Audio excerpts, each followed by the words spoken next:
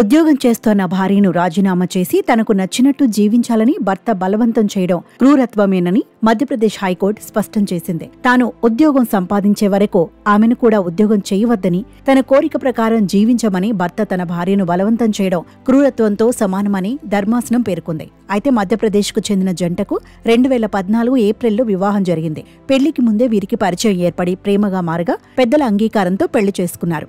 ఈ క్రమంలోనే సదరు మహిళ 2017లో ఓ ప్రభుత్వ రంగ సంస్థలో ఉద్యోగానికి ఎంపికైంది. భర్త మాత్రం ఖాళీగానే ఉన్నాడు. భార్య సంపాదించడం, తనకు ఎటువంటి ఉద్యోగం లేకపోవడంతో చిన్నతనంగా భావించిన ఆ వ్యక్తి తాను ఏదో ఒక ఉద్యోగంలో చేరే వరకు ఆమె కూడా ఇంటి దగ్గరే ఉండాలని ఒత్తిడి చేశాడు. ఆమె అంగీకరించకపోవడంతో ఇరువురి మధ్య విభేదాలు మొదలయ్యాయి. భర్త ప్రవర్తనతో విసిగిపోయిన సదరు మహిళ విడాకుల కోసం దరఖాస్తు చేసింది. ఈ పిటిషన్పై విచారణ చేపట్టిన కుటుంబ న్యాయస్థానం విడాకులు ఇచ్చేందుకు నిరాకరించింది.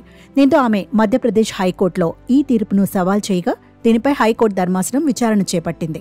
భర్త లేదా భార్య కలిసి జీవించాలనుకుంటున్నారా అనేది వారి ఇష్టమని, ఈ విషయంలో భర్త లేదా భార్య బలవంతం చేయలేరని ధర్మాసనం స్పష్టం చేసింది. మరోవైపు జీవిత భాగస్వామి ఇష్టానికి వ్యతిరేకంగా ఏ ఉద్యోగం చేయకూడదని, భార్యను ప్రభుత్వ ఉద్యోగాన్ని వదిలేయమని ఒత్తిడి చేశారని, ఉద్యోగం వదిలి బలవంతంగా తనకు అనుగుణంగా జీవించాలని చెప్పడం క్రూరత్వానికి సమానమని ధర్మాసనం పేర్కొంది. తన భర్త ప్రవర్తన, వైవాహిక జీవితంలో సానుకూలత లేకపోవడం విభేదాలే విడాకులకు కారణమని మహిళ తరపు న్యాయవాది వాదనలు వినిపించారు. ఈ సందర్భంగా కుటుంబ న్యాయస్థానం ఇచ్చిన తీర్పును ధర్మాసనం తప్పుపట్టింది.